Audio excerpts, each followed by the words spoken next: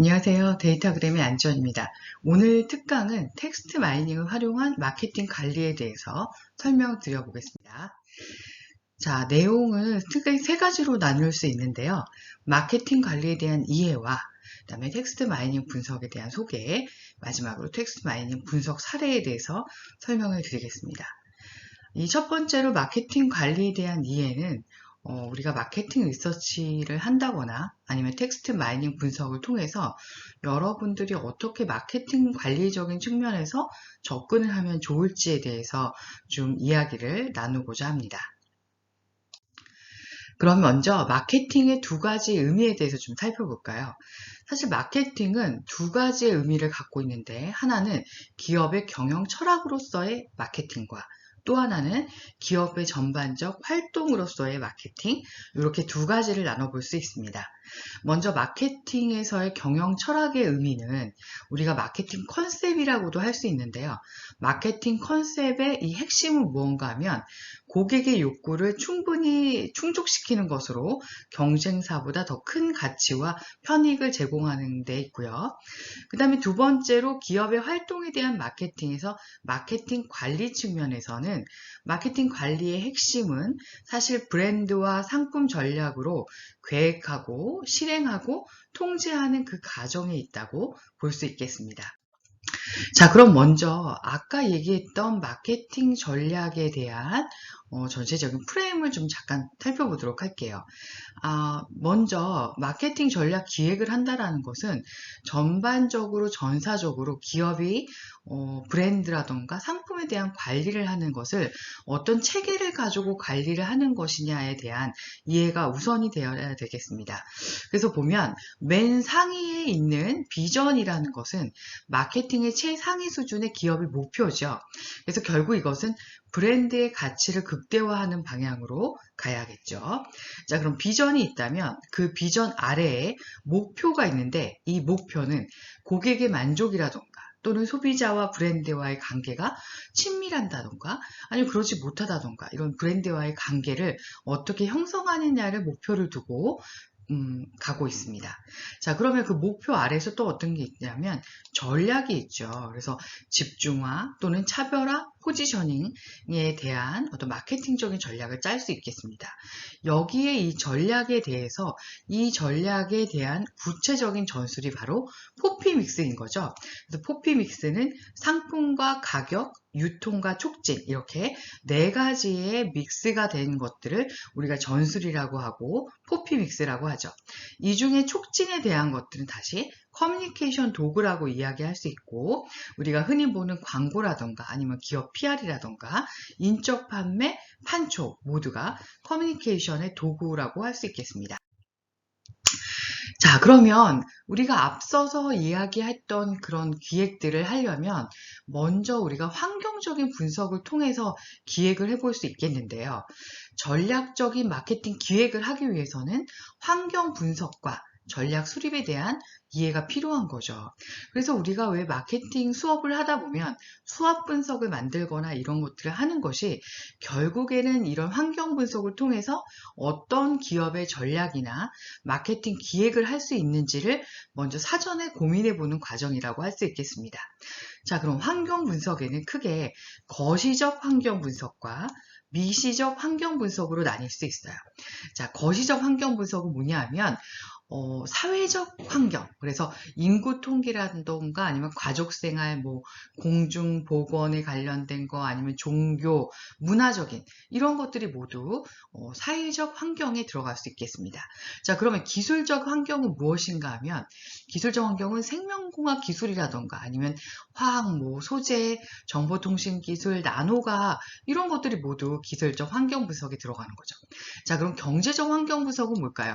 이거는 어떤 상업과 노동의 세계화 아니면 빈부격차 이런 것들이 경제적 환경 분석에 들어가고 자연적 환경 분석 이런 것들은 지구온난화라던가 뭐 식수가 뭐 부족한 데가 많죠. 이런 것들에 대한 거, 아니면 자연에 대한 소비자의 인식이라던가 이런 것들이 있을 수 있겠습니다. 마지막으로 정치적, 법률적 환경 분석은 정부 규제라던가 뭐 전쟁이라던가 이런 거, 입법 동향, 소송 관련된 이런 전반적인 환경이 바로 정치적 환경 분석이라고 할 수 있겠습니다. 자, 그럼 거시적 환경 분석은 사실 브랜드에 영향을 미치지 않지만 주변 상황에 대한 환경 분석이었다면, 다음에는 미시적 환경 분석으로 들어가는 것이죠. 자, 미시적 환경 분석은 직접적으로 우리 브랜드에 대한 이야기죠. 그래서 고객에 대한 얘기라던가 아니면 자사 분석, 경쟁자 분석 등 이렇게 세 가지의 환경 분석을 우리가 3C 분석이라고 하고 있습니다. 자, 여기서 우리가 말하고 싶은 것은 마케팅을 기획하는 데 있어서 결국에는 고객 분석과 자사 분석, 경쟁자 분석들이 해야 되는데, 이런 것들이 바로 마케팅 리서치에서 또는 텍스트 마이닝을 통한 마케팅 분석에서 우리가 분석해야 될 분야 중에 하나라는 것을 말씀드리려고 이것을 준비한 것이고요. 자, 그럼 이런 미시적 환경 분석을 통해서 수합 분석과 전략적 요소를 도출하는 것들이 있죠. 자, 그럼 아까 제가 말씀드린 것처럼 그 세 가지 고객과 자사, 경쟁사 분석에 대해서 미시적 환경 분석을 어떤 것을 하는지 좀 살펴보면요. 자, 고객 분석 같은 경우에는 소비자들의 잠재 수요라던가 시장 규모 등을 분석하는 거죠. 그래서 구매자의 인구 특성, 라이프 스타일, 구매 의사 결정자, 구매 시기, 구매 장소와 같은 구매 동기와 관련된 이런 내용들은 바로 우리가 리서치를 통해서 알 수 있는 것이죠. 자, 그럼 자사 분석을 볼까요? 자사는 결국에 자사의 강점과 약점을 통해서 경쟁 우위를 창출하는 게 목적이죠. 그래서 매출 상황이라던가 시장 점유율 또는 브랜드 인지도, 기술적 우위 부분, 뭐 인적 자원의 질, 유통 채널 등에 관련된 것이 자사 분석일 수 있겠습니다. 자, 경쟁사 분석이 사실 이 부분이 가장 중요한데요. 자사는 물론이고 경쟁사 분석에서 우리가 경쟁사의 생산 능력이나 시설 투자의 규모, 뭐 판매 전략 이런 것이고, 경쟁사가 누구인지 강점과 약점을 파악하는 것이 바로 경쟁사 분석이죠. 사실 고객 분석에 대해서는 마케팅 리서치에서 이제 대부분의 이런 부분들을 우리가 서치할 수 있다면, 이 고객들이 인지하고 있는 자사와 경쟁사가 누구인지, 그리고 어떤 강점과 약점을 갖고 있는지, 브랜드 자사는 어떠한지의 관점이 바로 우리가 관심을 갖고 있는 분야라고 할 수 있겠습니다. 자, 그렇다면 아까 전에 얘기했던 부분은 바로 마케팅 전략 기획에 대한 회사 또는 전체 사업 수준의 어떤 전략에 영향을 받는 그런 부분에 대한 얘기였다면, 자, 지금부터는 마케팅 관리에 대한 이야기를 할 수 있겠습니다. 자, 마케팅 관리는 상품이나 브랜드, 아까는 사업 단위 전체였죠. 근데 지금은 상품이나 브랜드로 폭이 좀 좁아지고 있네요. 자, 상품이나 브랜드에 대한 얘기인데, 상품이나 브랜드가 달라짐에 따라서 표적 고객이 달라지기 때문에 당연히 경쟁자도 달라지죠. 그래서 상품과 브랜드별로 우리가 마케팅 관리를 하게 된다고 설명하고 있습니다. 자, 그럼 마케팅 관리라는 것은 우리가 아까 마케팅 기획에 대해서는 기획은 전사적으로 하는 것이었다면, 마케팅 관리는 브랜드별로 하는 것이라고 우리가 이해를 했고요. 마케팅 관리의 과정을 보면 계획을 하고, 그 다음에 실행하고, 그 다음 마지막으로 통제하는 요 세 가지 과정으로 이루어져 있습니다. 자, 그러면 우리가 마케팅을 먼저 계획한다고 하는데, 마케팅 계획의 과정을 좀 천천히 살펴보도록 할까요? 먼저 상황 분석을 하고, 목표 수립, 전략 대안, 시장 세분화, 표적 분석, 전략을 선택, 마케팅 믹스를 결정하고, 실행 프로그램을 수행하고, 예상 손익계산서를 작성한다든지, 통제 방법의 결정, 비상계획 수립, 마케팅 기획서 작성, 이런 식으로 마케팅의 전체적으로 계획, 실행, 통제 중 계획의 과정들이 이렇게 되어 있는 것이죠. 자, 그런데 제가 계획의 과정에서 통제에 여기다가 제가 색깔을 넣어 놓은 이유는, 자, 우리가 통제가 그만큼 중요하고, 사실 이 마케팅 브랜드에 대한 관리에 있어서 통제 부분에서 마케팅 리서치나 또는 텍스트 마이닝을 통한 빅데이터 분석을 통해서 우리가 마케팅에 대한 어떤 지표를 확인할 수 있기 때문에 이렇게 표시해 둔 것입니다. 자, 그럼 마케팅 계획의 과정을 전반적으로 아주 간단하게 훑어보도록 하겠습니다. 먼저 상황 분석이죠. 첫 번째 단계였어요. 해당 상품의 과거, 현재, 미래의 상황을 분석하고 이로부터 새로운 기회나 위험 요인을 파악하는 거죠.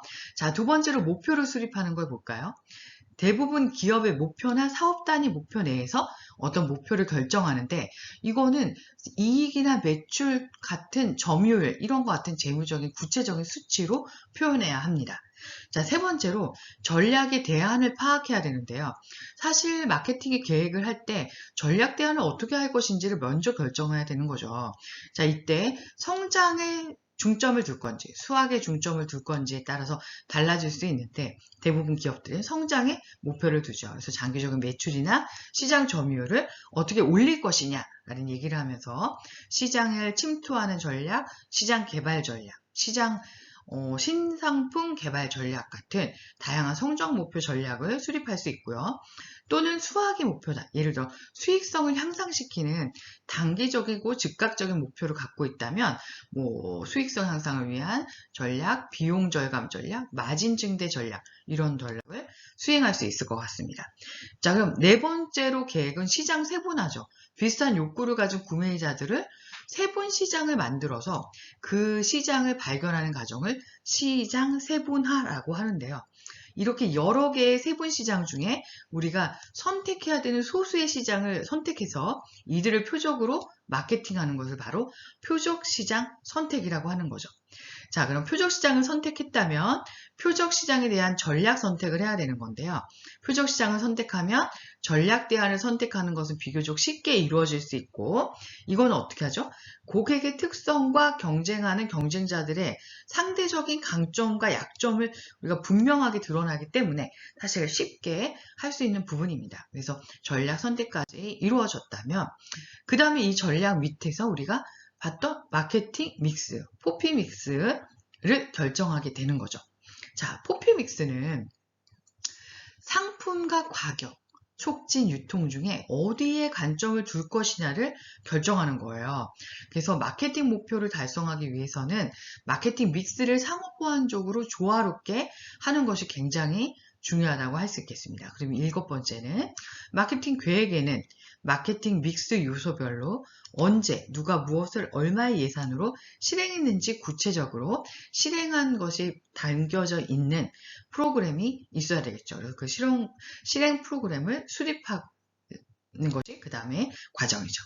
자, 그 다음에 실행 프로그램을 기초로 예산을 편성하는 예상 손익계산서죠. 그래서 예상 매출에 마이너스 예상 비용은 예상 이익이라던가 이렇게 단순하게 할 수 있고 굉장히 다양한 방법의 비용과 수익에 대한 산출 방법들이 있죠. 여기서는 좀 논해니까 넘어가도록 하고요.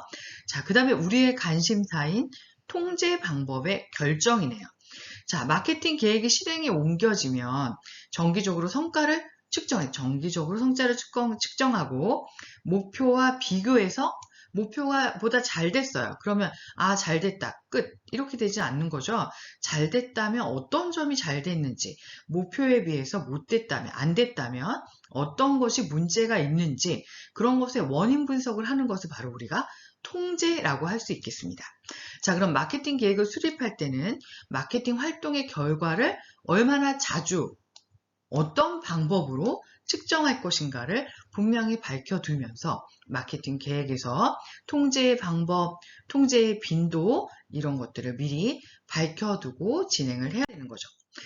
자, 그 다음에 이제 비상계획을 수립하고요. 우리가 사실 내년도 마케팅 목표를 예상하긴 하지만 시장 상황에 굉장히 큰 변수들이 많이 생길 수 있죠. 그럴 때 비상계획이 없다면 기업이 얼마나 당황스럽겠어요.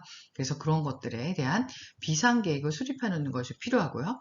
마지막으로 지금까지 분석하고 결정한 내용을 문서로 작성하는 마케팅 기획서를 작성하고 결제받는 것이 바로 이 마케팅의 계획의 과정이라고 하겠습니다. 자, 계획을 했다면 그것을 실행하고 그 다음에 통제하는 그런 과정을 갖춰야 되겠죠. 자, 먼저 그럼 실행에 대해서 볼까요? 마케팅 계획을 실행에 옮기려면 회사 안팎의 인적 또는 물적 자원을 조직화해야 되죠. 그래서 고객에게 더 큰 가치를 제공하는 것은 마케팅 부서라던가 공급업자, 유통 모두가 추구하는 목표죠. 한 부서만 또는 한 회사만 추구하는 목표는 아닐 거예요. 그래서 이런 목표는 다 같이 추구해야 되는 목표이므로 마케팅 컨셉을 회사 내부의 모든 사람들이 다 알고 그것을 나침반을 삼아서 같은 방향으로 갈 수 있도록 도와주는 것이 바로 실행의 과정이라고 할 수 있겠습니다. 자, 그럼 실행이 끝났다면 그 다음에는 이제 마케팅 계획의 통제죠. 아까 말씀드린 어떤 시기를 정한다거나 방법을 정해서 통제의 과정을 거쳐야 되는데요. 마케팅 계획이 계획한 대로 실행에 옮겨졌는지를 확인하는 게 바로 통제의 목표겠죠. 그래서 목표한 수준에 일치하지 않으면 반드시 원인을 분석하고 시정까지 하는 작업들이 필요하다라고 말씀드릴 수 있겠네요. 자, 그러면 마케팅 통제에 대해서 조금 더 구체적으로 살펴보게 되면요. 마케팅 통제에는 이제 두 가지 방법들이 있습니다. 하나는 재무적인 방법. 이거는 우리와 관련이 좀 적지만, 그리고 마케팅적인 방법 두 가지가 있네요. 자, 재무적 방법은 매출액이 어떻게 됐는지 매출액을 분석하는 거예요. 자, 그 다음에 또 하나는 수익성을 분석하는 거예요. 수익은 매출과 어떤 비용에 대한 차감된 나머지에 대해서 수익성을 분석하겠죠. 그래서 우리가 재무제표를 통해서 본다던가 이런 여러 가지 방법으로 재무적 방법을 통해서 마케팅적 통제를 할 수 있습니다. 자, 이거 외에는 우리의 또 마케팅적인 방법이 굉장히 중요한데 마케팅적인 방법에는 오른쪽과 같이 크게 5가지로 나눠질 수 있습니다. 하나는 U&A 조사, 그리고 두 번째로는 고객에 대한 만족도 조사, 고객을 얼마나 획득을 했는지, 새로운 고객이 얼마나 들어왔는지, 그리고 그 고객들이 계속적으로 우리 제품을 사고 유지하고 있는지, 그리고 고객의 생애 가치는 고객들이 우리 제품을 꾸준히 사고 있는지에 대한 것들을 측정할 수 있겠고요. 그 다음에 브랜드 자산을 측정할 수 있겠고, 마케팅 감사. 자, 이런 식으로 총 5가지의 마케팅 통제 방법이 있겠습니다. 자, 마케팅적인 방법을 먼저 구체적으로 좀 볼까요? 마케팅적인 방법은 자사나 경쟁사 고객들, 우리가 시장이라는 환경을 생각했을 때 자사뿐만 아니라 경쟁사 고객들도 같이 봐야지 우리가 우리의 브랜드가 어느 위치고 어떤 상황인지를 조금 더 객관적으로 볼 수 있죠. 그래서 반드시 자사뿐만 아니라 경쟁사 고객들에 대한 이야기를 또 수집해야 된다는 것을 좀 우리가 알아야 될 필요가 있고요. 자, 그러면 이로부터 수집된 데이터를 이용해서 성과를 측정하고 목표와의 차이를 분석해서 개선 방향을 마련하는 게 바로 마케팅적인 방법이겠습니다. 자, 그럼 먼저 U&A, Usage and Attitude라는 우리 구매 행동에 대한, 사용 행동에 대한 태도나 이런 것들에 대한 분석일 텐데요.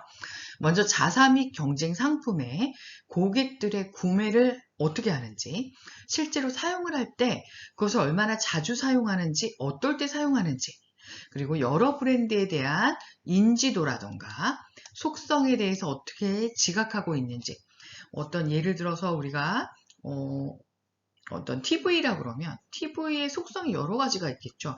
화면의 질에 대한 것도 있고 디자인에 대한 것도 있고 전기가 얼마나 절감이 되는지 이런 것들에 대한 것들도 있을 겁니다. 그래서 그런 각각의 제품이 갖고 있는 소비자들에게 전달되어진 속성을 어떻게 인식하고 있는지를 볼 수 있고요. 그리고 그것들을 얼마나 우리가 좋아하고 있는지 등도 조사를 하는 거죠. 그래서 보통 U&A 조사는 1년에 한 번 정도 실시하게 되고요. 회계 연도가 끝날 무렵에 통제 목적으로 여러 가지 정보를 얻을 수 있죠. 자, 그 다음 또 많이 하는 것이 두 번째로 고객 만족도 조사입니다. 고객 만족도 조사는 정기적으로 측정하면 고객 만족의 수익성 사이에 관계를 발견할 수 있기 때문에 고객 만족도를 높이기 위한 투자 결정을 하는데 유용한 정보를 얻을 수가 있죠. 그래서 예를 들어서 우리나라 87개 기업들 중에서 고객 만족도가 1점만 높아지잖아요. 그러면 총 자산의 이익률이 수익이 아니라 이익률이 0.189% 높아진다는 얘기가 있습니다. 자, 그렇듯이 이렇게 고객 만족도가 굉장히 수익과 직결됨으로 굉장히 중요한 마케팅적으로 우리가 확인해야 될 도구 중에 하나죠. 자, 그 다음에 고객의 획득이나 유지의 생애 가치가 있는데요.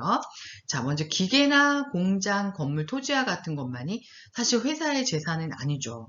더 중요한 것은 높은 애호도, 브랜드를 사랑하는 고객들이 주요 자산인 거예요. 그래서 신규 고객의 획득과 기존 고객의 유지가 올라간다면 결국에는 자사의 생애 가치도 고객이 자사에 대한 생애 가치가 높아질 거죠. 그래서 이때 고객의 생애 가치는 고객으로부터 얻을 수 있는 이익의 흐름의 현재 가치라고 말할 수 있겠고요. 이것은 회사의 미래 수익과 아주 밀접하게 관련이 있죠. 결과적으로 고객의 유지 비율을 높이거나 고객 획득 비용은 줄여야겠죠. 그러면 고객 생애 가치가 높아지는데 아래와 같은 수식에 의해서 우리가 고객 생애 가치를 측정할 수도 있습니다. 자, 그 다음에 이제 브랜드 자산의 측정이에요. 브랜드 자산을 높이는데 들어가는 투자 금액과 이러한 투자의 결과로 증가된 브랜드 자산의 가치를 비교하는 거죠. 경쟁사와. 자, 그리고 최고 경영자와 주주들을 설득하는데 이것만큼 또 중요하고 유용한 정보가 없죠. 그래서 이런 것들을 활용해서 우리가 정보를 주주들을 설득하는 데 이용을 하고요. 마지막으로 마케팅 감사입니다. 기업의 마케팅 활동의 문제 영역과 기회 영역을 발견하고 마케팅 성과를 개선하기 위해서 구체적인 계획을 마련하기 위한 환경이라든가 목표, 전략 및 활동을 광범위하게 그러나 체계적으로 독립적으로 정기적으로 평가하는 것을 마케팅 감사라고 합니다. 자, 앞서서 말했던 브랜드 자산에 대한 얘기를 조금 더 구체적으로 해봐야 되겠습니다. 자, 오른쪽은 인터브랜드에서 매년마다 발표하고 있는 브랜드 자산에 대한 얘기예요. 자, 브랜드 자산은 어떤 제품이나 서비스가 브랜드를 갖지 않거나 무명 브랜드에 비해서 이 브랜드를 가졌기 때문에 갖게 되는 차별적인 브랜드의 가치를 말합니다. 자, 그럼 브랜드의 가치를 어떻게 측정할까라는 걸 생각해 볼 수 있죠. 자, 소비자들은 제품의 선호라던가 충성도, 신뢰도 또는 높은 가격의 지불 의도와 같은 면에서 차별적인 우위를 가지고 있는 거고요. 가치가 높은 브랜드는 브랜드 확장할 때 어떻게 해요? 우리가 하나의 브랜드만 갖고 있을 수 없죠. 수익을 좀 확대하고 비용을 줄이면서 브랜드 관리를 하면서 브랜드를 확장하고 싶어질 텐데 이때 브랜드를 확장할 때 기존에 있는 브랜드 가치가 높다면 확장했을 때 어때요? 소비자들의 선호나 충성도나 신뢰도의 느낌이 그대로 새로운 브랜드에도 전이되는 거죠. 그래서 소비자는 확장된 제품에도 높은 선호를 보일 수 있기 때문에 우리가 브랜드 자산이 매우 중요하다라고 말할 수 있겠습니다. 사실 브랜드 자산에는 여러 가지 얘기들이 있어요. 책마다 좀 다르고 그런데 여기서는 아주 간단한 두 가지의 자산 모형만 이야기하고자 합니다. 그런 이유는 뭐냐면 우리가 텍스트 마이닝을 통해서 이 브랜드 자산을 평가할 텐데 그때 브랜드 자산을 평가할 수 있는 좋은 두 가지의 측정 항목들이 바로 이 인지도와 이미지이기 때문인데요. 자, 켈러의 브랜드 자산 모형을 잠깐 보도록 할게요. 자, 앞서서 맨 앞쪽에 보시면 우리가 브랜드 자산을 측정하는 거죠. 자, 브랜드 자산이라는 것은 결국 여러 가지 내용의 측면들이 있겠는데 브랜드에 대한 얼마나 알고 있냐, 우리 브랜드에 대한 지식이 브랜드 자산 중에 굉장히 중요한 내용이라는 접근입니다. 자, 그럼 브랜드의 지식은 결국에는 브랜드를 얼마나 많이 알고 있나, 이거는 브랜드를 얼마나 많은 사람들이 대중 중에 몇 %가 알고 있나라는 의미고요. 자, 그 다음에 여기 브랜드 이미지는 자, 그렇다면 알고 있는 사람들이 우리 브랜드에 대해서 어떤 이미지를 가지고 있는가라는 거에 대한 얘기죠. 그래서 브랜드 인지도와 이미지 이 두 가지가 브랜드 지식에 관련된 거라는 걸 말씀드리면서 먼저 첫 번째로 브랜드 인지도. 자, 브랜드 인지도는 브랜드 제인과 브랜드 회상에 대한 얘기예요. 자, 제인은 뭐냐 하면 우리가 뭔가를 봤을 때 우리가 그 브랜드의 로고라던가 브랜드의 제품 이런 것들을 봤을 때 내가 아는 브랜드인데? 라고 우리가 다시 재인되는 것들을 브랜드 재인이라고 하는데, 자, 이럴 때 보조 인지도라고 마케팅 리서치에서 평가하는 항목이 있죠. 보조인지도는 어떤 거냐면, 마치 어떤 사람이 마트에 가서 우유를 사려고 했어요. 근데 그 우유 중에서 내가 얼마 전에 TV에서 봤던 서울우유가 딱 보이는 거예요. 자, 그럼 서울우유의 로고를 보고 이거 내가 아는 브랜드네? 라고 이게 알게 되는 거죠. 인지를 하게 되는 거죠. 그거를 바로 브랜드 제인인데, 이런 상황과 동일하게 설문지에서도 어떻게 나오냐면, 설문지에서는 자, 아래 보기 중에 보기에는 브랜드 로고들이 다 들어있죠. 그래서 아래 브랜드 로고 중에서 알고 있는 또는 들어본 적이 있는 브랜드는 무엇입니까? 라고 물어요. 자, 이렇게 하면서 보기를 주어주고 그 보기에 대해서 알고 있는지를 묻는 게 바로 브랜드 제인이라는 겁니다. 자, 그럼 브랜드 회상은 좀 다르죠. 어떤 조건이 없어요. 주는 제시문이나 보기가 없는 거죠. 그냥 브랜드를 떠오르는 거죠. 브랜드를 떠오르는 것들. 자, 그래서 최초 또는 비보조, 상기도 이런 것들이 브랜드 회상에 들어갈 수 있겠습니다. 그래서 우리가 우유를 사려고 갔는데, 우리가 마트를 가기 전에 우유를 뭘 사지? 라고 생각했을 때 머릿속에서 떠오르는 어떤 그런 제품들 있잖아요. 그래서 브랜드, 자, 그런 것들을 바로 브랜드 회상이라고 할 수 있겠습니다. 자, 그리고 다음으로 우리가 브랜드 이미지를 볼 수 있겠는데요. 브랜드 이미지는 연관된 이미지의 어떤 유형이 있겠죠. 그래서 예를 들어서 나는 영양제 하는데 A 브랜드를 떠올리면 이 브랜드는 되게 따뜻한 느낌이 들어. 또는 이 브랜드는 되게 전문적인 느낌이 들어. 이런 이미지들이 있겠죠. 그래서 이런 연관된 이미지의 유형을 브랜드 이미지라고 하고, 그 다음에 브랜드 이미지는 연관의 강도나 선호 등등에 따라서 되게 달라질 수 있겠죠. 그래서 브랜드 이미지 자체만도 중요하지만 연관의 강도나 선호 등이 또 중요하게 분석되고 고려되어야 되는 거죠. 그래서 정리해보면 켈러의 브랜드 자산에는 브랜드 지식을 근거로 해서 브랜드 인지도와 브랜드 이미지에 대한 것들이 자산 모형에 들어가라라고 할 수 있겠습니다. 자, 그러면 브랜드 인지도와 제인을 가지고 우리가 아까 잠깐 설명을 했죠. 자, 그래서 브랜드 이미지를 잠깐 볼까요? 강력하고 선호하고 독특할수록 사실 브랜드 자산이 높아져요. 브랜드 이미지는 제품의 속성과 또는 편익은 뭐냐면, 어떤 제품을 예를 들어 스타벅스를 간다고 하죠. 그러면 스타벅스를 가는 이유들 중에 여러 가지 생각해보면 커피가 맛있어서, 또는 케이크 좋아서, 아니면 점포 분위기가 좋아서 라고 될 수 있죠. 근데 그것을 느끼는 어떤 편익은 우리가 감성적 편익 또는 어떤 조금 더 상위에 있는 편익을 생각한다면 어떤 즐거움이나 안락함이다 라는 이런 감성적인 또는 가치와 비슷한 느낌의 편익과 관련될 수 있습니다. 자, 그래서 이런 것들이 바로 브랜드 자산에 영향을 주다라고 얘기할 수 있겠고요. 자, 그러면 우리가 브랜드 이미지 얘기했는데, 사실 브랜드 이미지 얘기하면서 브랜드 개성을 얘기하지 않을 수가 없죠. 브랜드 퍼스널리티라고 그러죠. 그래서 브랜드를 의인화하여서 어떤 사람과 같이 인간의 특성으로 정리하는 겁니다. 자, 그럼 브랜드 이미지 안에 당연히 브랜드 개성이 이렇게 포함이 되는 거고요. 브랜드 이미지는 브랜드 개성 외에도 브랜드와 관련된 속성이 나올 수도 있고요. 편익이나 사용 용도, 브랜드에 관한 감정까지도 모두 브랜드 이미지에 담을 수 있다는 얘기를 드리고 싶네요.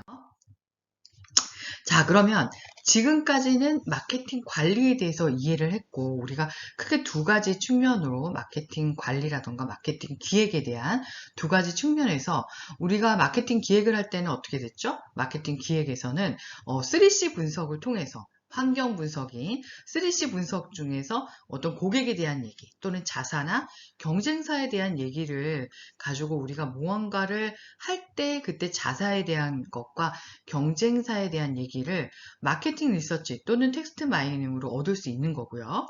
그리고 두 번째로 마케팅 관리 측면에서는 어때요? 마케팅에서 어떤 통제의 과정에서 우리가 마케팅 리서치나 텍스트 마이닝을 통해서 우리가 그것들을 확인할 수 있었죠. 있었어요. 그럼 통제의 과정에서는 두 가지가 있었죠. 재무적인 방법의 통제가 있었고 마케팅적인 방법의 통제가 있었습니다. 자, 그런데 마케팅적인 방법의 통제 중에서 우리가 여러 가지가 있었지만 그 중에서 꼭 기억하셔야 될 거는 브랜드 자산에 대한 이야기죠. 그래서 우리 브랜드의 자산에 대해서는 또 어떤 이미지라던가 브랜드 인지도에 대한 두 가지 측면이 되게 중요하게 말씀을 드렸고요. 이런 두 가지 측면들이 다뤄지면서 실제로 마케팅 리서치나 텍스트 마이닝을 통해서 브랜드에 대한 통제를 분석할 수 있다고 말씀드릴 수 있겠네요. 자, 그럼 두 번째 파트인 텍스트 마이닝의 분석에 대한 소개로 들어가 보도록 하겠습니다.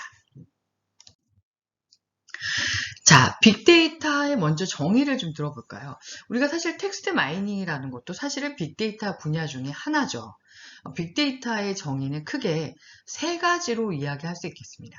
하나는 다양한 형태, 베리어리티, 그 다음에 두 번째로 대용량의 데이터, 볼륨, 그 다음에 빠른, 벨로시티, 실시간의 이런 세 가지 의미로 우리가 3B 기반의 분석이다 라고 할 수 있겠어요.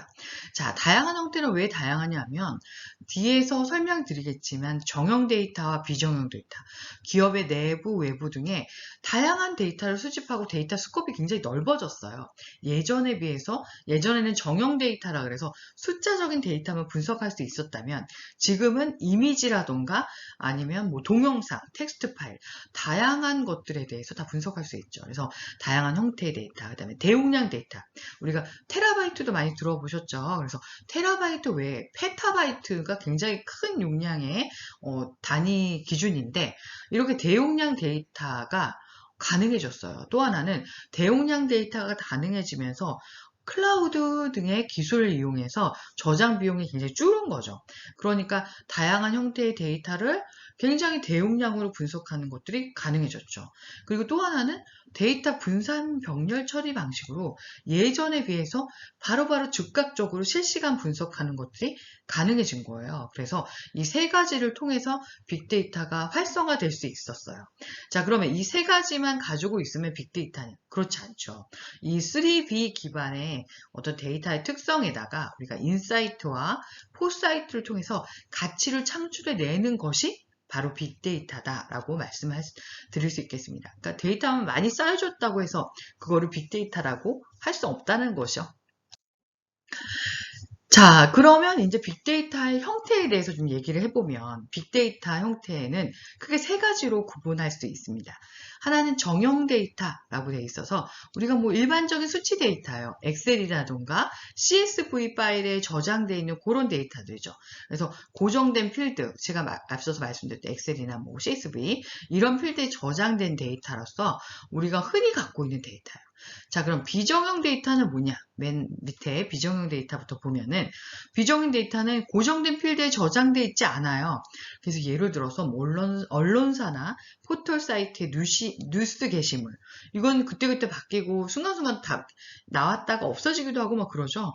자, 그 다음에 블로그나 온라인 커뮤니티의 게시물 또는 유튜브 동영상, 팟캐스트, 뭐 음악, 사진 등이 비정형입니다. 자, 반정형은 뭐냐 하면 고정된 필드에 저장되어 있지는 않지만 어떤 메타데이터나 스키마 등을 포함하는 데이터. 이게 무슨 말이냐면 우리가 비정형 데이터였다가 그러니까 반정형 데이터였다가 우리가 정형으로 만들어가는 그 과정에 있는 데이터라고 좀 이해하시면 좋을 것 같아요. 그래서 실제적으로 우리가 분석을 해야 되는 데이터들은 정형이나 비정형이고 반정형은 그 사이 어디쯤이다 라고만 이해하시면 될 것 같습니다. 자, 그러면 비정형 데이터에 대한 얘기를 좀 해볼게요. 뭐 사실 정형 데이터는 예전부터 있었고 그것들이 뭐 굉장히 유의미한 의미로 분석이 되고 활용이 되고 있죠. 자, 그럼 비정형 데이터는 왜 자꾸 사람들이 관심을 갖나를 잠깐 보면 이게 지금 연도별로 비정형과 지금 이게 비정형이고요. 이게 데이터베이스 정형이고 이게 이메일 데이터와 같은 관련된 내용입니다. 자, 보시면 이 녹색 부분이 비정형 데이터 데이터인데 기하급수적으로 늘어가고 있죠. 데이터 전체적인 총량이 연도를 거듭하면서 계속 늘어나고 실제로 현재까지 굉장히 많아지고 있죠.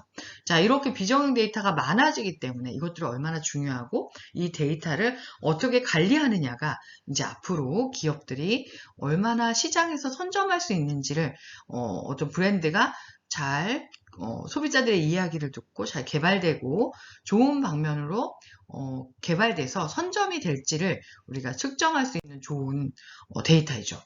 자, 그러면 이제 우리가 비정형 데이터가 중요하다라는 것들을 앞서서 이제 말씀을 드렸는데, 자, 그렇다면 데이터 마이닝은 뭘까라는 얘기를 하고 할 수 있겠습니다. 자, 데이터 마이닝은 대량의 데이터로부터 자동 또는 반자동의 방법을 통해서 의미 있는 패턴이나 규칙, 관계를 찾아내는 것이에요. 그래서 사용자의 경험이나 편견을 제외하고 데이터에만 기반해서 지식과 패턴을 추출하기 때문에 통계적인 방법과 약간 차별적이다라는 얘기를 하고 있습니다. 자, 통계적인 방법이 왜 사용자의 경험과 편견이 들어갔다고 이야기를 할까요? 그것도 데이터만 분석하는 것인데, 그죠? 근데 통계적인 방법이라는 것은 사실 뭐 여기서 이야기할 부분은 아니지만 통계적 방법은 가설검정이라는 이야기를 합니다. 자, 가설검정을 한다는 건 무엇인가 하면 연구자가 어떤 분석을 할 때 그 분석의 분포가 또는 표본의 어떤 함수가 분포가 특정 분포를 따른다라고 가정을 하고 분석하는 거거든요. 자, 그렇기 때문에 이거는 어떤 분석하는 사람의 경험이나 아니면 분석하는 사람의 어떤 직관이나 이런 것들이 들어갈 수밖에 없죠. 그 가정 하에서 분석을 하기 때문에. 자, 그래서 사용자의 경험이나 편견이 들어갈 수 있다. 뭐 이런 얘기를 하고 있습니다.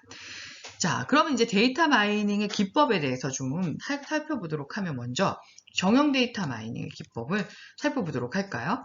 자, 정형 데이터 마이닝은 연관관계 분석, 의사결정 나무, 인공신경망, 사례 기반 추론, 군집 분석 등으로 구분되어 있고요. 비정형 데이터 분석은 텍스트 마이닝, 웹 마이닝, 오피니언 마이닝, 소셜 네트워크 분석으로 구성이 되어 있습니다.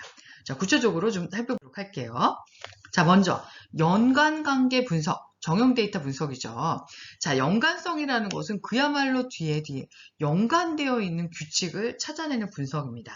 그래서 두 항목 간에 강한 연관이 존재하는지에 대한 비술로 장바구니 분석을 통한 상품 추천이나 상품 진열 등에 사용한다. 이게 무슨 말이냐면 예를 들어서 쇼핑몰 데이터가 있어요. 아니면 아니면 마트 데이터 이런 게 있다라고 했는데 어떤 사람이 꼭 삼겹살 살 때 소주도 같이 사는 거예요. 그래서 이거 고객들이 보니까 삼겹살과 소주를 같이 사는 고객들이 되게 많구나라는 연관성의 규칙을 찾아내는 거죠. 자, 그럼 이런 것들은 어렵게 어떻게 마케팅적으로 활용할 수 있어요? 그러면 삼겹살 쪽에 배치되어 있는 진열되어 있는 창고 옆에다가 소주를 갖다 놔볼까? 뭐 이렇게 생각할 수 있죠. 그리고 실제로 기저귀를 사는 사람들 중에서 맥주를 사는 사람들이 많다라는 실제 논문 결과가 있었어요. 그래서 맥주와 그 기저귀를 같이 이렇게 배치해야 된다. 뭐 이런 얘기가 있었던 논문들도 본 기억이 있네요. 자, 일단 두 번째, 의사결정 나무.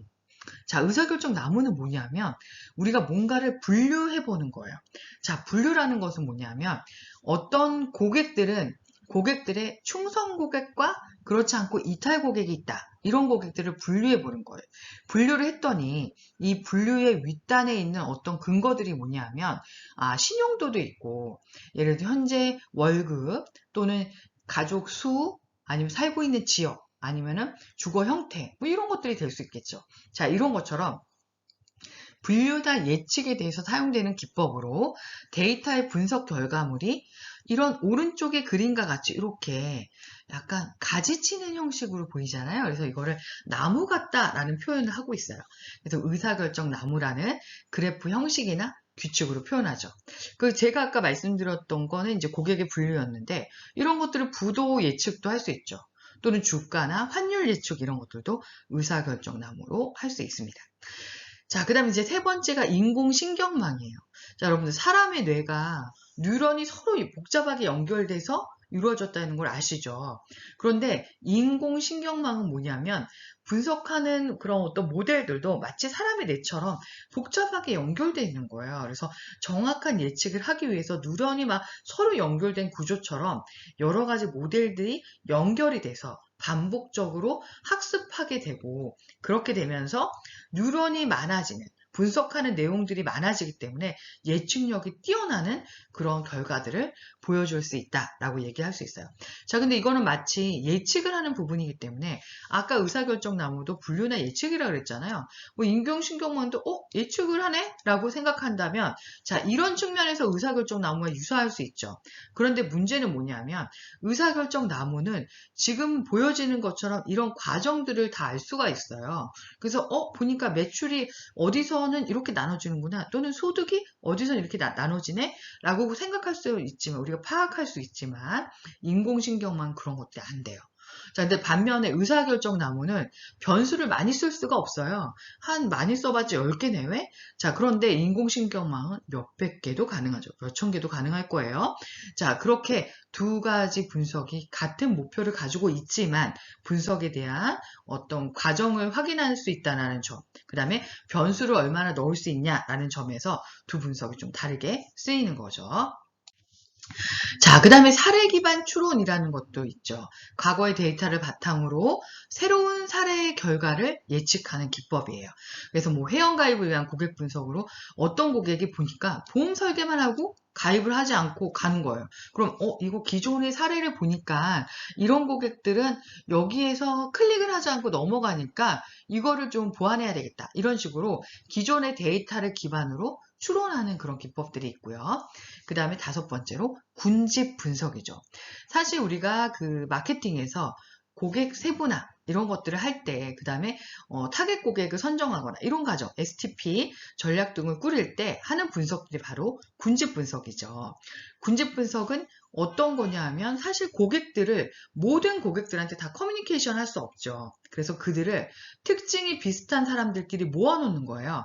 그래서 다양한 특징을 가진 관찰 대상으로부터 동일한 특징, 이런 특징들이 갖고 있는 사람들은 A그룹에, 또는 이런 특징들을 갖고 있는 사람, 그 특징에는 아까도 말씀드렸다시피 뭐 월급이나 아니면 뭐 사는 지역이라던가 어떤 브랜드를 선호하는지 이런 것들도 있죠.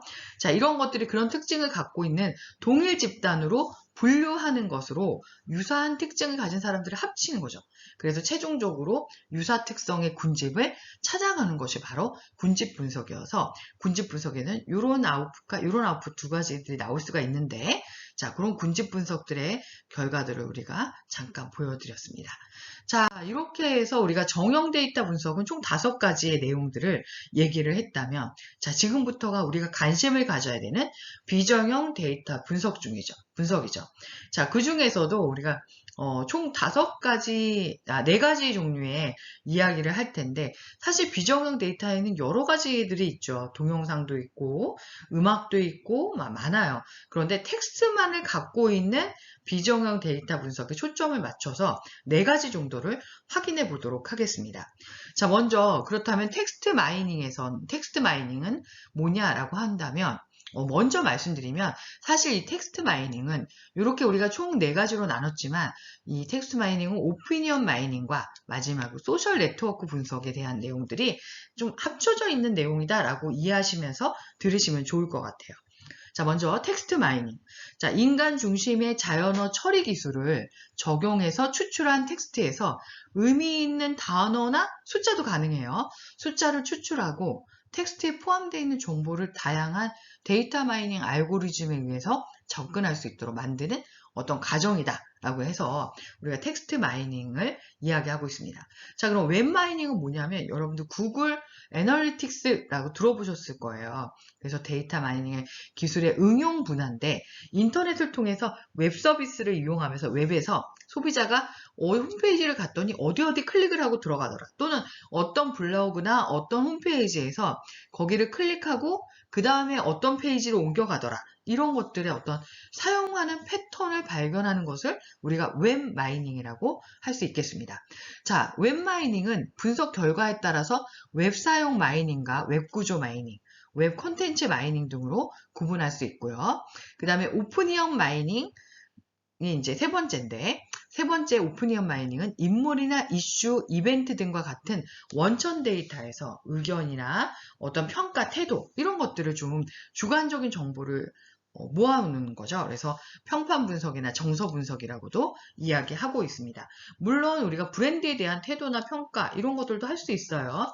자, 그 다음 소셜 네트워크 분석은 뭐냐면 우리가 각각의 텍스트 마이닝을 해가지고 텍스트가 나왔잖아요. 그럼 그 텍스트를 노드라고 표현을 하는 거죠. 그러면 그 텍스트가 나왔을 때 이 텍스트가 나올 때 꼭 다른 텍스트도 같이 나와요. 그럴 수 있죠. 예를 들어서 A라는 브랜드, 샤넬이라는 브랜드 생각해 볼까요? 샤넬이라는 것을 우리가 소셜 분석을 하려고 했더니 샤넬 옆에는 항상 비싼이라는 형용사가 붙는 거예요. 자, 그럼 노드와 링크로 연결된다라는 거 무슨 말이냐면 샤넬이라는 텍스트 중 노드, 그 다음 비싼이라는 텍스트 중 노드, 이런 노드가 연결돼 있다라는 거죠. 같이 나왔다라는 얘기예요. 자, 그래서 링크로 구성되는 네트워크 이론에 의해서 관계를 보여주는 거예요. 사회적 관계는 사람에 대해서는 사회적이지만 텍스트에 대해서는 텍스트 간의 관계를 보여줄 수 있겠죠. 그래서 이런 네트워크 연결 구조나 이런 것들을 측정해서 얼마나 어떤 텍스트가 과연 중요한 텍스트인지 이런 것들을 구분하는 것을 우리가 소셜 네트워크 분석이라고 할 수 있습니다. 자, 그러면 텍스트 마이닝 정의를 좀 볼까요? 텍스트 마이닝 정의는 텍스트 형태의 데이터를 수학적인 알고리즘에 기초해서 수집, 처리, 분석, 요약하는 연구들을 통칭하는 거예요. 자, 먼저 데이터 분석을 우리가 하게 된다면 먼저 이런 생각을 해야 될 거예요. 데이터를 퀀티피케이션이라고 해서 양적으로, 질적인 데이터라면 그걸 양적으로 바꾸는 과정들이 필요하겠죠. 그래야지 그것들을 예를 들어 t-테스트라던가 아노바, 회귀 분석 등등의 분석을 할 수 있으니까요. 자, 그러면 텍스트 데이터도 가능할까? 라고 생각할 수 있죠. 왜냐하면 텍스트 데이터는 양적인 데이터가 아니라 그냥 텍스트 데이터잖아요. 결론적으로 말씀드리면 텍스트 데이터를 우리가 양쪽으로 바꿔서 분석할 수 있고 더더군다나 이런 t-테스트라던가 아노바, 회귀 분석도 할 수 있습니다. 자, 그런데 어쨌든 그러면 자, 우리가 이런 분석까지 다 할 수 있는 텍스트 데이터를 결과적으로 우리가 어떻게 하면 할 수 있나 궁금하잖아요. 자, 그것들을 먼저 살펴보면 먼저 텍스트 데이터를 수치형 데이터로 만드는 거죠. 그래서 텍스트를 수치형 데이터로 만드는데 자, 컴퓨터 기술의 향상으로 대용량 처리 기술이 가능하고 효율적인 텍스트 마이닝 알고리즘이 있기 때문에 그것도 가능하죠. 그리고 새롭고 효율적인 텍스트 분석 기법이 지금도 계속 나오고 있어요. 자, 그 다음에 텍스트 내용 분석의 결과가 알고리즘을 통해서 최소 단위의 텍스트 구성 요소를 파악하는 게 가능하고 구성 요소들의 수학적인 연산 과정을 통해서 우리가 텍스트가 뭘 설명하는지 우리가 아까 네트워크 분석 같은 걸 통해서 우리가 뭐가 주도적으로 설명하고 중요한 텍스트인지를 밝혀낼 수 있다 그랬잖아요. 그런 것들이 이런 거죠. 그리고 어떤 텍스트가 전체적인 텍스트의 의미를 얘기할 수 있는지 이런 것들을 파악할 수 있는 거죠. 자, 그러면 정성적 분석과 우리가 전통적인 텍스트 분석을 할 때 사실 정성적 분석 기법이 있고 내용적 분석 기법이 있습니다. 자, 정성적 분석 기법은 뭐냐면 텍스트 데이터를 문자 그대로 읽고 이해한 다음에 연구자가 자기가 알아서 요약하는 거예요. 자, 그래서 정성적 연구 방법이 여기에 이제 들어가는 거죠. 단점은 뭐예요? 텍스트가 뭐 몇십 장까지는 괜찮아요. 몇백 장이나 몇천 장 들어갈 때 이게 가능할까요? 그 텍스트 분량이 방대할 경우에 사실 실행하기 어렵죠. 그리고 이게 한 명이 이 텍스트에 대해서 분석하는 것과 또는 다른 사람들이 또 텍스트들을 분석하는 것 이런 것들이 서로 관점이 다르기 때문에 요약과 해석이 되게 자의적이어서 일반화하기 어렵죠. 자, 그럼 전통적 텍스트 기법 중에서 두 번째 기법이 내용 분석 기법이에요. 자, 내용 분석 기법은 분석 대상이 되는 텍스트의 충분한 지식을 가지고 연구자가 주요 주제를 정해서 코드북을 작성했어요. 실제적으로 몇 년 전까지만 해도 이렇게 해서 실제로 텍스트를 분석을 했어요. 복수의 코더들에게 코드북을 교육을 시키고 텍스트 일부를 대상으로 분석을 한 거죠. 그러니까 텍스트를 보고 코더들한테 훈련을 시켜. 자, 이런 내용이 나오면 이거는 1번이라고 코딩해. 이 내용은 2번이다. 이런 식으로 코더들이 그 텍스트를 다 리뷰를 하면서 코딩을 해가지고 데이터를 입력하는 거예요.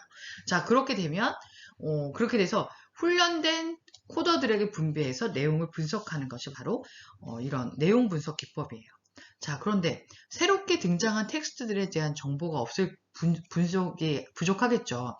그리고 대규모를 할 때, 와, 이거 사람을 많이 써야 되고, 또 시간도 부족하겠죠. 그리고 코더 간에 같은 기준을 가지고 제대로 하고 있나라는 걱정도 되죠. 그래서 이런 확보가 어렵기 때문에 이런 것들이 내용 분석 기법이라던가 정성적 분석 기법에서는 이런 한계가 있을 수 있습니다. 네, 자, 그러면 텍스트의 데이터 구조를 두고 좀 설명을 해드리도록 하겠습니다. 자, 단어는 분석할 변수의 최대량이다.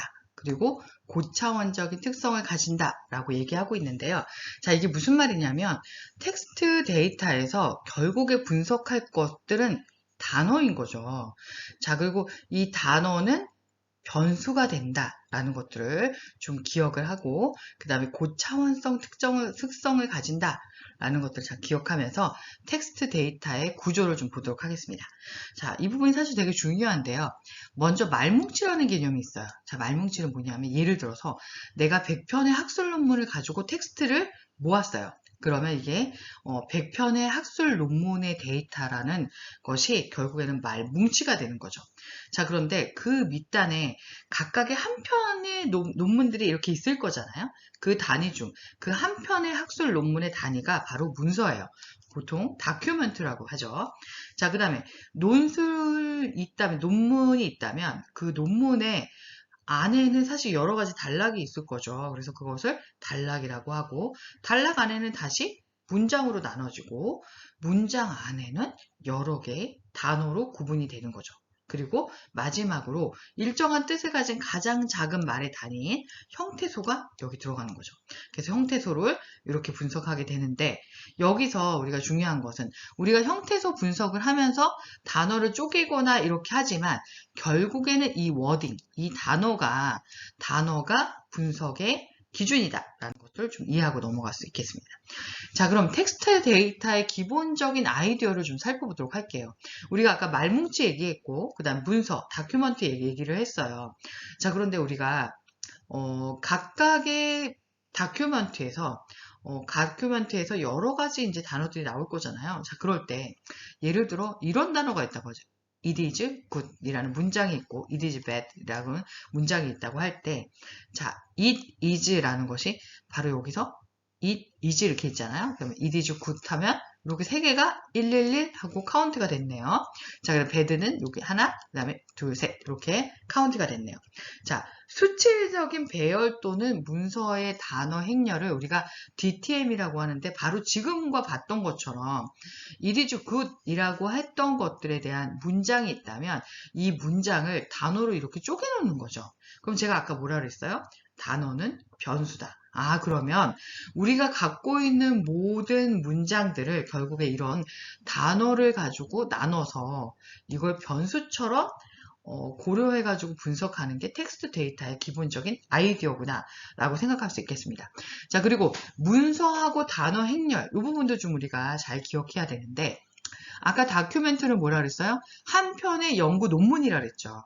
그럼 한 편의 연구 논문에 있는 단어, 그것이 바로 문서, 단어, 행렬입니다. 전체 100편에 있는 연구 논문 전체에 대한 단어를 분석하는 게 아니에요. 하나의 문서에 대한 단어를 분석하는 것이 바로 DTM, 단어, 문서, 단어, 행렬하고, 그렇다면 여기에 있는 각각의 이 두 개는 굉장히 짧긴 하지만 하나의 다큐멘트다. 하나의 각각의 다큐멘트라는 걸 이해하시면서 넘어가도록 하죠. 자, DTM 분석 방법은 일단 먼저 사전 기반의 접근 방법이 있어요.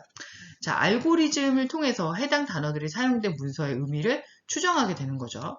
알고리즘이 알아서 이렇게 추정해 주는 건데요. 사전 기반 접근 방법이라고 하고 정치인의 연설이나 정당의 강령 등을 분석하거나 심리 상태를 추론할 때 이런 것들을 할 수 있는 거죠. 자, 그 다음에 이제 지도학습 이라고 해서 지도기계학습 또는 지도학습이라고 얘기를 합니다. 자, 지도기계학습은 단어의 의미를 기계학습 사후에 추정하는 것으로 예측 변수와 결과 분수의 관계를 가지고 설명할 수 있는 함수를 반복적으로 계산해서 하는 거예요. 자, 그런데 이때 지도기계학습으로는 사실 일반 선형 모형 나이브 베이즈 서포트 벡터 백신이래. 서포트 벡터 머신, 분류 및 회귀나무, 부스팅, 그 다음에 지도기계 학습을 통한 감정 분석이 여기 속하는데요. 사실 그 지도기계 학습을 통한 감정 분석이 텍스트 마이닝에서 활용되는 거죠. 자, 그럼 비지도 기계학습은 어떤 내용이냐면 데이터의 의미를 연구자가 해석하는 것으로 주성분 분석, 군집 분석 중에서 위계적 군집 분석, 토픽 모형 등이 여기에 해당되는데, 자, 위계적 군집 분석과 토픽 모형이 바로 텍스트 마이닝에서 사용되는 분석의 내용들이에요. 자, 그러면 기계학습이라는 것, 머신러닝에 대한 것들이 텍스트 데이터에서 활용되네 라는 것들을 1차적으로 알 수 있고, 자, 그럼 지도학습과 비지도학습의 의미는 뭘까? 좀 생각해 볼 수 있겠죠. 자, 지도학습은 뭐냐면요. 먼저 예측할 수 있는 변수하고 실제로 이런 변수가 있으면 결과가 이렇게 나온다? 라는 백데이터를 다 주는 거예요. 그래서 그것들을 결과물까지 주고 나서 분석하게 하는 것들을 지도 및 기계학습이라 그러고, 그렇지 않고 반대로 그냥 데이터만 몽땅 주면 이 안에서 네가 나눠봐. 이 안에서 주성분 어떤 차원을 줄이는 어떤 요인을 새로 도출해봐. 그런 식으로 아무런 근거를 주지 않고 데이터 자체를 던져서 그 안에서 카테고라이징 할 수 있도록 만드는 것이 바로 비지도 기계학습이라고 할 수 있습니다. 자, 그러면, 자, 이런 과정들을 통해서 우리가 텍스트 마이닝을 할 수 있는데, 텍스트 분석이 어렵다고 하는 이유가 있어요. 사실 분석 방법들이 어려워서 그런 건 아니고, 과정이 어렵기 때문에 어렵다고 할 수 있겠는데요. 자, 텍스트 데이터에는 먼저 수집이 어려워요. 비정형 데이터가 전체 데이터 80% 이상이지만, 실제로 데이터 수집을 하기는 어렵고요. 또 하나는 데이터가 개인이나 회사에 의해서 소유돼서 쉽게 얻기는 어려워요. 실제적으로 어떤 양 이상의, 그러니까 뭐 몇천 건까지는 괜찮지만 몇만 건 넘어간다든지 매일매일 그거를 크롤링 한다든지 이렇게 되면 API를 막아버리죠. 그래서 그것들을 못 쓰게 만드는 거죠. 그래서 크롤링을 할 수 있지만 만 건 이상이 넘어가게 되면 저작권 문제가 발생한다던가 막아버린다던가 아니면 트래픽 제한 그런 것들이죠. 그다음에 법적 문제가 발생한다던가 이럴 수 있어요. 그래서 크롤링 할 때는 좀 대용량은 좀 주의하셔라 라는 말씀을 드리고, 자, 두 번째로 텍스트 데이터 처리가 좀 어려워요. 텍스트 데이터는 형태소 분석이라고 데이터를 쪼개는 과정들이 있어요. 그래서 이런 과정들을 이해하고 그것들의 데이터의 어떤 형태를 이해하는 것이 좀 어려워요. 자, 그 다음 텍스트 데이터 처리가 쉽지 않죠. 이게 데이터를 아마 여러분들 나중에 분석하면 아시겠지만 굉장히 가비지 단어들이 많아요. 뭐 눈물 표시 같은 거 있잖아요. 뭐 그런데 웃는 표시라던가 이런 것들 사실 물론 의미 있게 그것들을 어떤 감정어라고 인식하고 카운트할 수도 있겠지만 대부분 필요 없는 단어로 버리죠. 그런 필요 없는 단어라던가 웩 이런 것들 그런 것들도 사실 다 가비지 단어잖아요. 이런 것들까지 다 카운트할 필요가 없죠. 그러니까 사전 데이터들을 얼마나 클리닝을 많이 하느냐, 잘하느냐가 좋은 결과로 되어지기 때문에 전처리 작업이 굉장히 필요하고 중요하다고 할 수 있겠습니다. 그래서 더더욱 성능 좋은 형태소 분석기로 잘 단어를 쪼개고 자르는 게 필요하죠. 자, 그 다음에 이제 간신히 처리한 데이터로 이제 단어들이 나왔어요. 그런데 그거를 분석을 뭘 할지 모르는 거예요. 그래서 워드 클라우드만 그려봤다던가 프리퀀시만 내봤다던가 이런 식으로 해볼 수 있는 분석 기법들이 좀 다양한데 그것들 좀 활용할 수 있는 것이 어려워지죠. 그래서 그런 것들을 활용해야 된다라는 말씀을 드립니다. 자, 텍스트 마이닝에서는 주로 사용되는 분석은 뭐 소셜미디어 분석이라던가 음성 비서, AI 변호사, 실제로 영국에서 지금 하고 있대요. 그래서 텍스트로 이루어진 방대한 판례 정보와 법 조항을 분석해서 사전 리서치 단계를 해가지고 단시간에 처리하는 아주 효율적인 방법으로 활용하고 있죠. 자, 그 다음에 이제 정보 검색 서비스, 그 다음에 문서, 요약 이런 것들이 지금 텍스트 마이닝에서 주로 활용하고 활발하게 사용하고 있습니다. 그리고 이제 우리가 이야기하고 싶은 것을 마케팅에서 활용하는 건 사실 이런 거죠. 제조사나 브랜드의 평판이라던가 상품에 대한 평가, 아까 이제 이런 것들은 사실 그 브랜드 자산에 해당되는 거죠. 그리고 상품에 대한 평가도, 리뷰 같은 것들. 그 다음에 유저나 인플루언서가 누군지, 어디서 많이 프리쿼시가 나오고 어디가 연결되는지 이런 것도 알 수 있고, 그다음 VOC 분석도 하는 것들도 가능하죠. 보이스 오브 커스터머라 해서 고객들이 우리 제품이나 브랜드에 대해서 어떤 불만을 가지고 있느냐 이런 것들을 분석할 수 있는 거죠.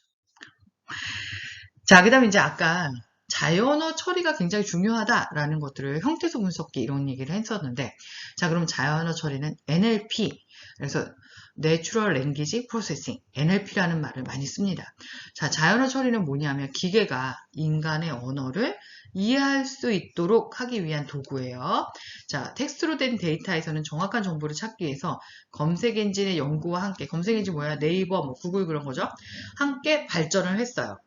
자연어 처리는 언어학을 근간으로 하고 있고, 말소리를 연구하는 의문론, 단어와 형태소를 연구하는 형태론, 문법과 맥락, 담화를 각각 논의하는 통사론, 의미론의 세부 분야로 구분이 되어져 있습니다. 자, 그럼 자연어 처리를 우리가 컴퓨터가 어떻게 이해를 하나라는 과정에 굉장히 아주 오래전에 이미테이션 게임이라는 영화에서도 나왔어요. 그때 앨런 튜링이라는 교수님에 대한 얘기가 좀 나왔었는데요. 자, 이거를 자연어 처리 과정을 튜링 테스트라고 얘기를 하는데 바로 그분이 만들었기 때문에 이런 내용이 나오는 거죠. 그러니까 결과적으로 무슨 말이냐면 우리가 어떤 문장이 있을 때 그 문장을 컴퓨터가 이해하면서 결국에는 마지막으로 제공되는 문장에 이 정도 수준까지 있어야지 얘가 완벽한 자연어 처리 과정이다라고 할 수 있다라고 이야기를 한다고 하네요. 실제적으로 지금 이렇게 되고 있죠.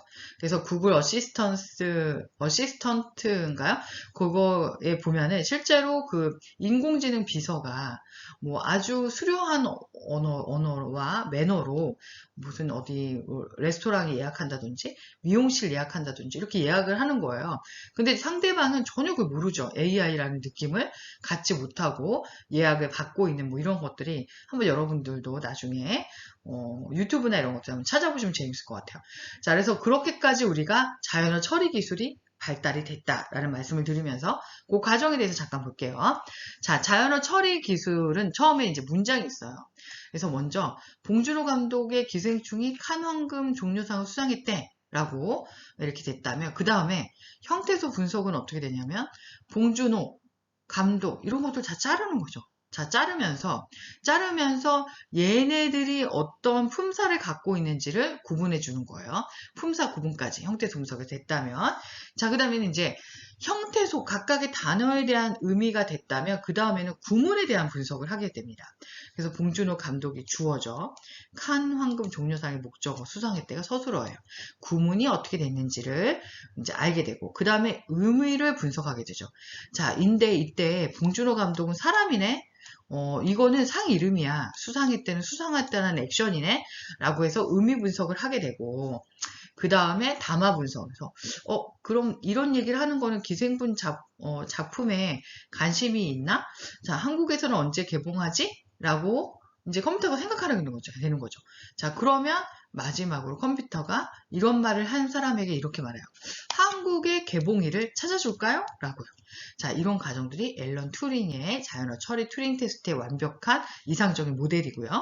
자, 근데 이 중에서 문장과 형태소 구분 분석까지가 바로 우리가 파서라고 얘기하는데 문장 구조 분석이라고 해서 이 파서 분석까지가 우리가 그 텍스트 마이닝에서 활용되는 분석이라고 할 수 있겠습니다. 자, 그럼 형태소 분석에 대한 것들을 어떤 절차를 조금 낯선 언어긴 하지만 이런 것들을 좀 구분해서 보면요. 먼저 문장 분리가 있고 토크나이징이 있고 어감과 어미 찾기가 있고 품사 태깅이 있습니다.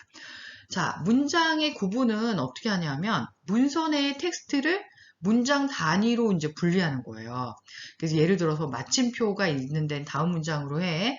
또는 뭐 숫자나 필요에 따라서 영어가 나온다면 문장을 분리하다던가 이런 식으로 문장의 분리를 하는 기준이 있고요. 자, 그 다음에 토크나이즈를 해서 의미를 갖고 있는 문자를 단위로 문장을 쪼개보는 거죠. 그래서 앵그램 기법을 가지고 쪼갠다. 문장을 쪼개는 것들을 한다라는 걸 이제 알고 계시고. 자, 그럼 세 번째로 쪼개진 토크나이징 한 것을 우리가 일반적인 형태로 변환해서 단어의 수를 확 줄여가지고 분석의 효율성을 높이는 거예요. 그래서 대소문자도 변환한다거나 동사 원형을 변환한다던가 그런 식으로 우리가 단어를 확 줄여버리는 거죠. 자, 그 다음에 쪼개진 토큰의 품사를 부여하는 과정이에요. 전통적으로 의사결정나무나 은닉 마코브 모델, 소프트버터 머신 등의 방법을 통해서 품사 태깅을 하게 됩니다. 자, 그럼 구체적으로 토크나이징 좀 볼까요? 형태소 분석 전에 문장을 특정 단어 수만큼 반복적으로 쪼개가지고 사전과 매칭되는지 보는 거예요. 뭐냐면 단어들 사이의 관계 모델을 구축하는 것이다 라고 되면 먼저 얘가 단어 한번 쪼개보는 거예요. 어들 한번 쪼개고 들사 두 개씩. 자, 이렇게 되면 이게 보니까 단어가 의미 있는 단어네 라고 해서 단어 그럼 가져간다. 이런 식으로 토크나이징은 형태소 분석 전에 그것들을 계속 반복적으로 쪼개서 그것이 사전에 있는 단어인지를 파악하는 거죠. 자, 이게 토크나이징이 됐다면 그 다음에는 어감과 어미를 찾아야 돼요. 이게 왜 그러냐면 굉장히 다양한 말들이 있는데 그 다양한 말들이 결국에는 원형이라는 의미의 하나로 뭉쳐지잖아요. 자, 그러면 우리가 만약에 러브, 러빙 뭐 이런 것들이 쭉 있다라고 했을 때 자, 그런 것들을 러브, 러빙, 러브드 이렇게 세 가지 변수로 만들지 않고 그냥 러브드라는 하나의 변수로 만들어도 의미는 차이가 없죠. 그러면 훨씬 더 분석할 변수를 줄일 수 있잖아요. 그래서 바로 원형의 변환을 하게 되는 것이죠. 자, 그래서 어간 추출과 동사 원형을 변환하는 것들이 이렇게 해서 원형을 복원하는 과정들을 거치게 되고요. 그 다음에 이제 마지막으로 단어의 품사 정보를 결정하는 거예요. 그래서 품사 태깅은 순차적으로 입력되는 단어의 앞뒤 순서를 확률적으로 계산해서 가장 문맥에 적합한 하나의 결과를 예측하는 방식으로 구현됐기 때문에 단순한 기술이 아니죠. 자, 근데 품사의 종류에 대해서 보면 자, 이게 뭐 기호라던가 외국어, 체언, 용언, 수식어, 독립어, 관계어, 어미, 접사 이렇게 해서 품사의 종류가 굉장히 다양하게 세부적으로 구분되어 있는 것을 볼 수 있습니다. 자, 그러면 이제 형태소 분석과 사전을 우리가 또 알아봐야 되는데요. 이렇게 품사 태깅까지 끝났다라고 한다면 그 다음에 이제 사전을 보는 거죠. 자, 사전은 언어의 어휘적 정보를 저장하는 장소예요. 즉 사전에 있는 내용들이 결국에는 단어로 도출돼서 나오는 거죠. 그래서 표제어와 어휘 정비로 구분이 된다라고 하는데 어휘 정보라는 거는 품사라던가 의미 표지 이거는 단어가 나타나는 의미를 기술하기 위해서 부여하는 의미적인 범주다 이렇게 생각하시면 돼요. 예를 들어서 학교는 교육기관인 동시에 장소이기도 하는 거잖아요. 그래서 만약에 기관이라고 만약에 학교라는 것을 기관이라고 한다든지 아니면 장소라고 한다든지 뭐 그런 식으로 의미 표시를 대하는 거죠. 자, 대역어는 뭐냐면 우리가 뭐 동일한 말 또는 반대말 이런 것들을 맞대어서 어떤 번역할 수 있는 말들을 대역어라고 해요. 그래서 표제어가 있다면 그것에 대해서 어휘 정보를 가지고 있을 수 있고 자, 표제어가 이제 형태소 어떤 수준을 말할 수 있는 거죠. 자, 그럼 형태소 분석과 사전은 어절되어 있는 모든 형태소를 사전을 이용해서 찾아내고 찾아낸 형태소들 사이의 결합관계의 적합성을 검사하는 것이 바로 형태소 분석과 사전이다 라고 얘기할 수 있겠습니다. 자, 지금부터는 분석 방법 중에서 아주 중요한 몇 가지들의 이론들을 살짝 확인하고 좀 넘어가도록 할게요. 먼저 TF, IDF, Term Frequency Inverse Document Frequency라고 되어 있는데 데이터 마이닝과 자연어 처리 분야에서 문서가 무엇인지를 정량하는 것이 이제 중요한 거죠. 그래서 단어의 중요성을 보여주는 척도 중에 한 가지가 결국에는 텀 프리퀀시에서 어떤 단어가 얼마나 많이 나와? 라는 것이 사실 가장 중요해요. 자, 그런데 가장 중요하다라는 의미를 한번 생각해 볼까요? 모든 100편의 학술 논문 중에서 가장 많이 나오는 단어가 가장 중요하죠. 그렇지만 100편의 학술 논문이 만약에 병원에 관련된 논문이었다. 아니면 어떤 백신에 관련된 논문이었다라고 한다면 백신에 관련된 말이 가장 많이 나오겠죠. 자, 그러면 그것이 당연히 백신에 관련된 논문인데 백신이 가장 많이 나온다라는 게 얼마나 중요한 인사이트를 줄 수 있겠어요. 자, 그 말은 뭐냐 하면 가장 많이 나오는 거 외에도 우리가 조금 더 다른 관점으로, 가장 많이, 그러니까 계속적으로 빈번하게 모든 문서에 나오는 게 아니라 특정 문서에 나오는 것들을 오히려 중요하게 여기는, 많이 사용되지 않은 단어가 오히려 중요하다는 관점에서 영문서 빈도 같은 것들을 확인해 보자 라고 이제 보는 거죠. 그것들이 바로 TF, IDF예요. 그래서 문서의 핵심어를 추출하거나 검색 엔진에서 검색 결과 순위를 결정할 때 실제적으로 이런 기준이 활용된다고 해요. 자, 그럼 TF는 Term Frequency의 약자고요. 로그인데 DF는 뭐냐면 Document, 그러니까 어떤 특정의, 제가 아까 백신이라는 얘기를 했죠. 백신이라는 말이 들어있는 다큐멘트의 수예요. 그리고 그것들 중에서 전체 문서 수를 역으로 이렇게 해서 로그를 씌운 거죠. 자, 이게 바로 Term Frequency의 TF, IDF에 대한 공식이라고 할 수 있겠습니다. 자, 그 다음에 이제 두 번째로 중요한 게 토픽 모델링이에요. 아까 이제 우리가 전통적인 텍스트 분석에서 가장 문제됐던 게 뭐죠? 어떤 굉장히 많은 양의 텍스트들을 볼 때 그 텍스트들의 요약을 할 수 없는 거잖아요. 그죠? 자, 근데 토픽 모델링은 바로 이런 것들을 해주는 거예요. 토픽을 모델링한다. 즉, 모든 문서들이 우리가 몇만 건 또는 몇십만 건, 몇천만 건에 대한 문서가 있어요. 또는 그것에 대한 블로그에 대한 데이터 또는 SNS에 대한 데이터가 있다고 치죠. 자, 그것들을 어떤 주제가 존재하는지 주제를 요약해 주는 거예요. 그래서 이거는 주어진 문서에 대해서 각 문서에 어떤 주제들이 존재하는지에 대한 확률 모형이고, 이거를 LDA라고 해서 위에 보시면 잠재 디리클레 할당이라고 해서 LDA 방법이라고도 얘기해요. 그렇지만 우리는 계속 토픽 모델링이라는 얘기를 하도록 하겠습니다. 자, 그래서 토픽별로 단어의 빈도라던가 문서별로 단어의 비중을 우리가 두 가지를 다 추정할 수 있어요. 자, 여기 보시면 이게 이게 다큐멘트죠. 다큐멘트가 이렇게 쭉 굉장히 많이 있네요. 자, 이런 다큐멘트들 중에서 봤더니, 이런 텍스트들은 이런 토픽에, 이런 텍스트들은 이런 토픽에, 이런 텍스트들은 이런 토픽에 있네? 라고 하면서 각각의 다큐멘트와 전체 다큐멘트의 토픽을 이런 식으로 정리해 줄 수 있다는 거죠. 그래서 이것이 토픽 모델링이다. 즉, 토픽 모델링은 아무리 많은 문건이라도, 아무리 많은 다큐멘트라도 요약해서 보여줄 수 있는 좋은 지표가 된다. 하는 것들을 알 수 있겠습니다. 자, 그러면 우리 아까 잠재 디리클리 할당이라고 LDA라고 했는데, LDA의 확률적인 그래프 모델을 잠깐 보게 되면, 자, 먼저 요 그래프가 지금 LDA의 확률적 그래프 모델이에요. 자, 그랬을 때 여기 하얀색의 요런 그래프들이 이제 확률 변수인 거고요.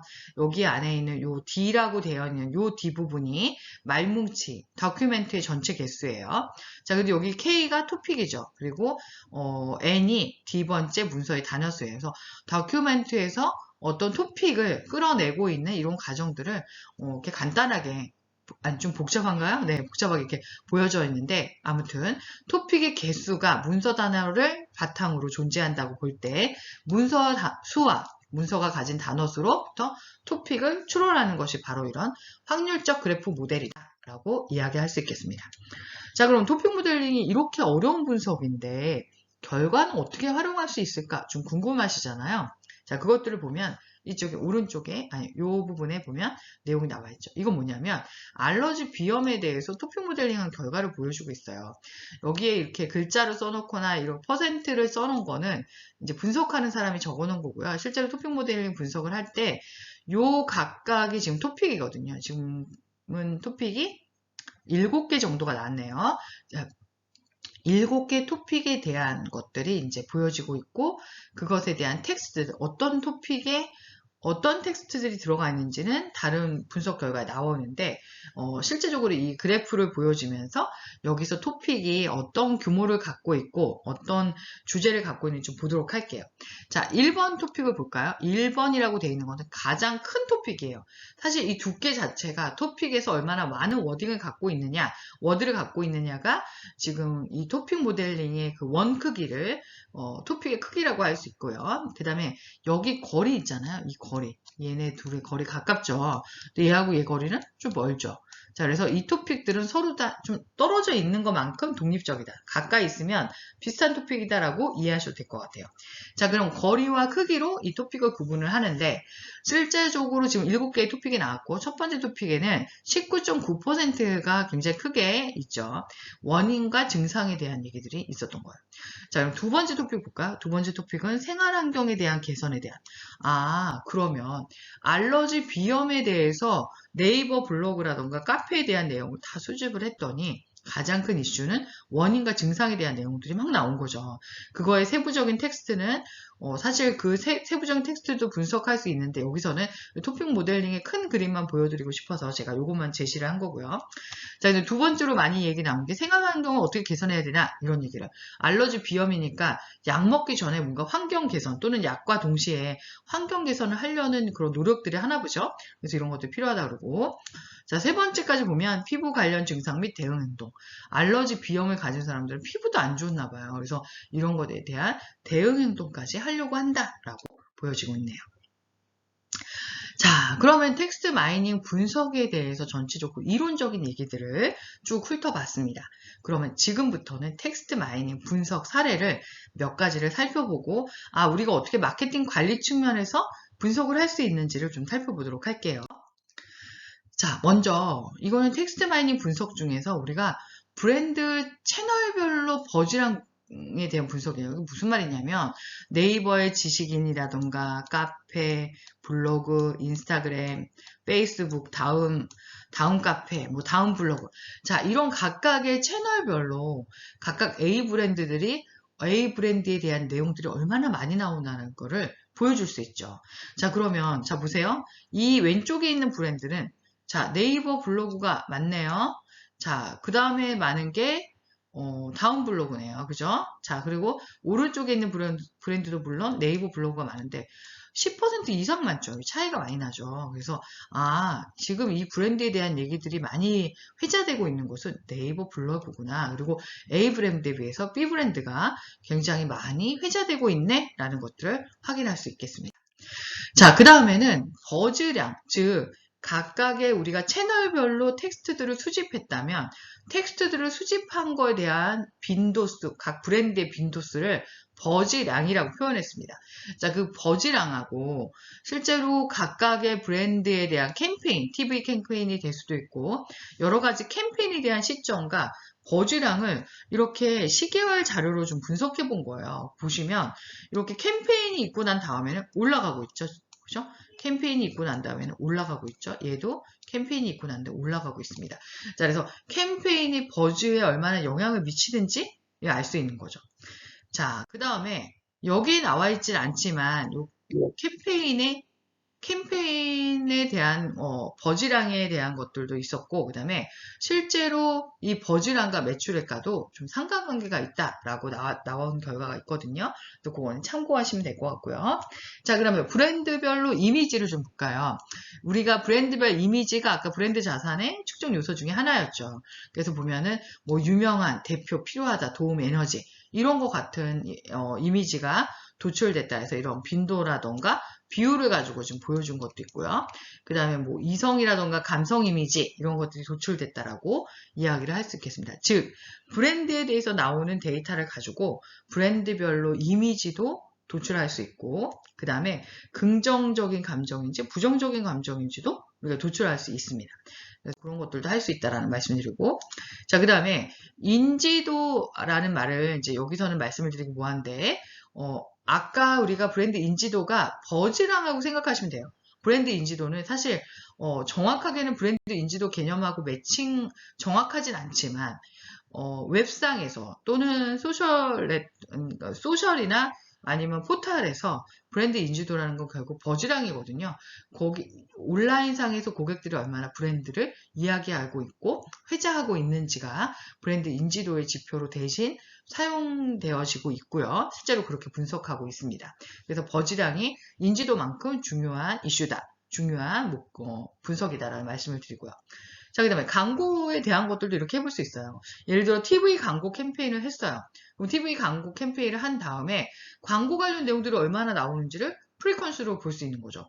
그래서 A 브랜드 같은 경우에는 광고를 한다면 보니까 광고 내용이 이렇게 많아요. 그런데 B 제품도 광고를 했지만 요만큼인 거죠. 그리고 나머지 지금 여기 브랜드가 가려져 있는데 요 브랜드하고 요 브랜드는 광고라는 얘기만 했지 광고에 대한 내용들을 아무도 언급하고 있지 않은 거예요. 자, 그러면 광고 캠페인 한 다음에 광고 캠페인의 효과라던가 이런 것들, 광고 연상 이미지라던가 이런 것들이 또 여기서 확인할 수 있는 거죠. 즉, 텍스트 마이닝으로 광고 효과 분석도 이런 식으로 할 수 있구나 라고 생각할 수 있겠습니다. 자, 지금부터 보여드리는 거는 제가 교육하는 교육생들이 이제 조별로 모여서 분석했던 결과들의 일부를 보여준 거예요. 지금은 알러지 비염 치료제에 대한 텍스트 마이닝 분석 결과 보고서를 이렇게 썼는데요. 이제 프로젝트 내용에는 전반적인 인식과 치료 형태 및 만족도, 즉 우리가 앞서서 말씀드렸듯이 브랜드 자산에 대한 측정도 할 수 있지만 이렇게 특정 관심이 가고 있는 분야에 대한 인식과 태도에 대해서도 충분히 가지고 올 수 있는 거죠. 그래서 굉장히 유용한 분석이고요. 실제적으로 브랜드에서 텍스트 마이닝을 할 때 이렇게 뭔가의 데스크 리서치로 제대로 된 데스크 리서치를 해보자라고 할 때 텍스트 마이닝을 활용하는 것이 저는 아주 좋다고 생각합니다. 그래서 전체적으로 어떤 브랜드에 대한 또는 그 시장 경쟁 상황에 대한 이해를 할 수 있고, 그리고 그것을 정교화 시킨 다음에 데스크 리서치로 가는 게 굉장히 좋은 흐름의 조사 형태다라고 이야기하고 싶네요. 자, 그 다음에 이제 프로젝트 목적에서 인식과 생태 및 만족도인데, 인식에서는 가설을 세우는 거죠. 그래서 그 가설에 대해서 텍스트 마이닝으로 어떻게 해결하는지를 보여주는 게 이 보고서의 흐름입니다. 그래서 소비자 인식이 어떠나, 특성은 어떤가, 세부 증상은 어떤가, 그 다음 알러지 비염의 증상별 치료 형태, 만족도와 개선점이 있습니다. 자, 내용이 굉장히 많아서 모두 다 보여드릴 수는 없고요. 몇 가지 중요한 내용들만 꼭 꼬집어서 설명드리도록 할게요. 자, 먼저 데이터 수집 및 분석 과정. 이게 사실 중요하죠. 그래서 스텝이 1부터 7까지의 스텝 과정들이 있고, 첫 번째는 어떤 것들을 수집 채널을 했는지를 결정했고, 수집 기간을 했고, 그 다음에 데이터 수집은 몇 건 했어요? 35,000건을 했네요.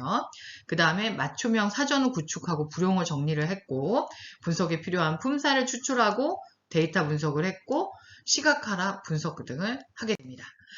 자, 그 다음에 이제 데이터 정제 결과를 보시면, 자, 처음에는 35,000건인데 정제를 했더니 이렇게 됐어요. 자, 근데 보시면, 자, 요거 네이버 카페.